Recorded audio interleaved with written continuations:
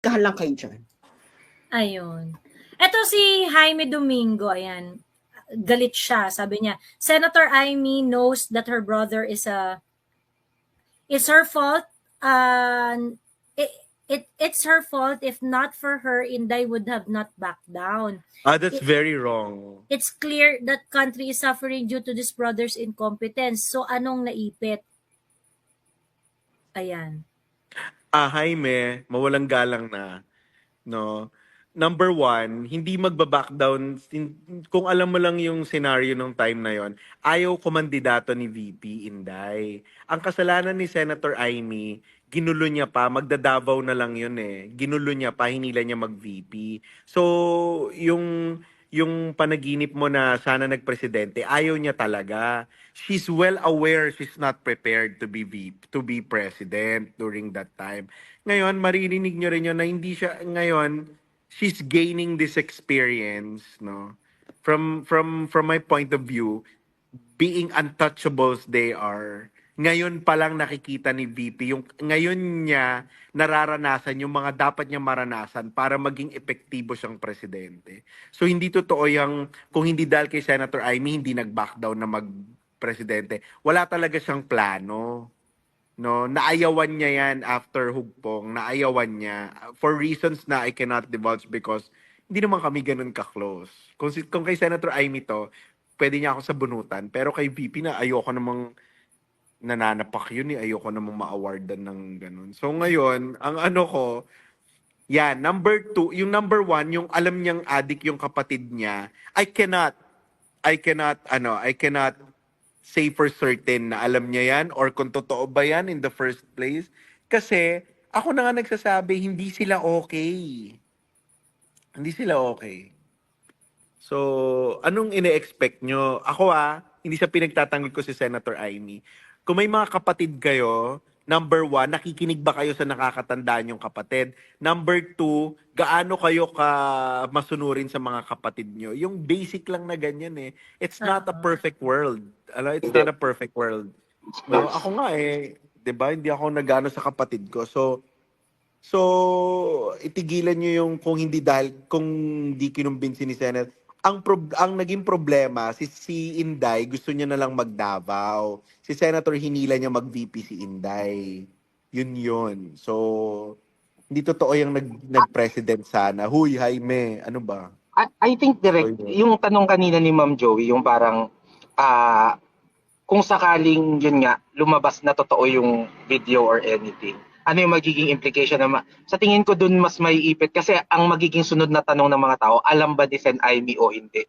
Mas maiipit talaga siya dun kasi yun nga, there are a lot of comments lalo na sa TikTok pag nagla-live na alam mo Coco, kayo nakasama nyo na si Senator Amy, no? Sa tingin nyo o sa tingin ko, kung alam niyang nagko-cocaine yung kapatid niya, sa palagay ko hindi yun ipapakita kay Senator Amy. Sa personality ni Senator Amy, hindi nyo alam hindi nyo alam ang dynamic sa loob ng pamilya nila na si Senator Amy ay talagang dragon, no? Kung ako, I don't think so.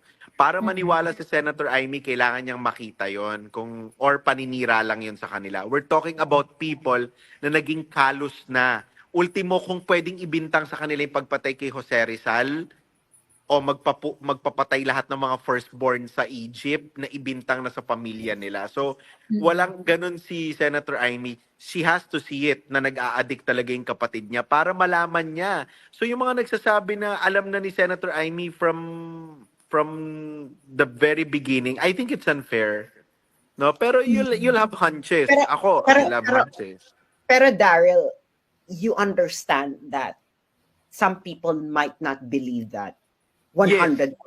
Yes, sinabi ko rin yan kay Senator Sabi ko, pero Senator, hindi natin makukuha lahat. Hindi natin makukuha lahat na ganyan. Ako naman, ang sabi ko, ganito ako I'm only speaking for myself. Dalawa lang kami magkapatid, ako pa yung siraulo Kung sakasakali yung kapatid ko nagda-drugs, tapos nakita ko yung kapatid ko Or kahit hindi ko nakita, yung kapatid ko nakita ko, kaya ko pang isalba, kaya ko pang bigyan ng pag-asa, gagawin ko yun. Yun ang dapat gawin ng isang kapatid.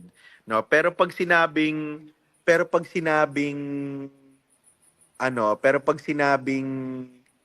kukonsintihin mo, may kasama na yung usapan na tao na sa taong bayan, ganyan. Doon nga bumabalik si Senator Amy. The menace that we're experiencing right now is not from my brother.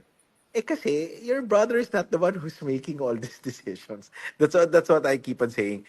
Kaya ako prepared ako doon na hindi bibenta sa lahat yung totoo. Yung katotohanan namin na hindi alam ni Senator Amy yan. Bata pa lamang kami ni Bongbong. Alam na ng buong pamilya ang problema sa kanya.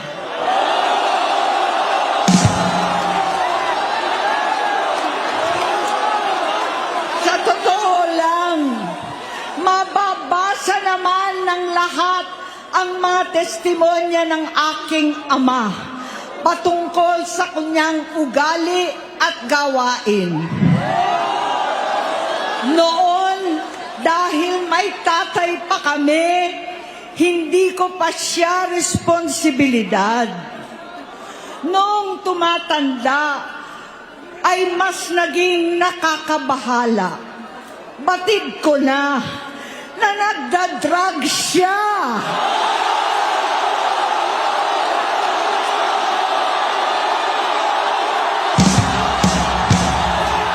Nalaman ko at ng pamilya, seryoso ito. Minsan, kami ng Presidential Guard at Metro Gompa ang naglilinis tuwing nagpa-party po sila.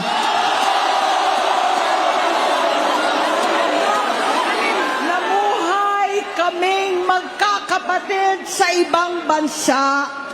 Kami-kami lang. Kinumbinsi ko pa si Bongbong, pakasalan mo na si Lisa. Naisip ko noon, kapag nag-asawa siya, malalagay na sa tahimik at magkakaroon ng direksyon. Ang laki ng pagkakamali ko. Mas lumala ang kanyang pagkalulong sa droga.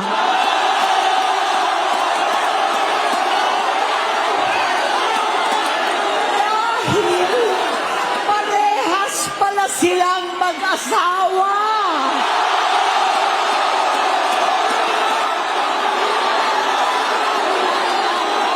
Naging gobernador siya ng Ilocos. Alam ng mga tao doon na halos hindi siya pumapasok. Tuwing kukumprontahin ko siya, ay nagsasabi siyang magbabago na siya, aalisin na niya ang bisyo.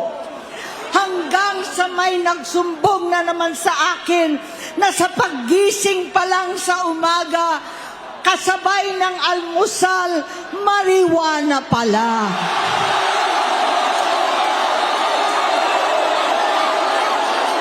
Maghapon sila.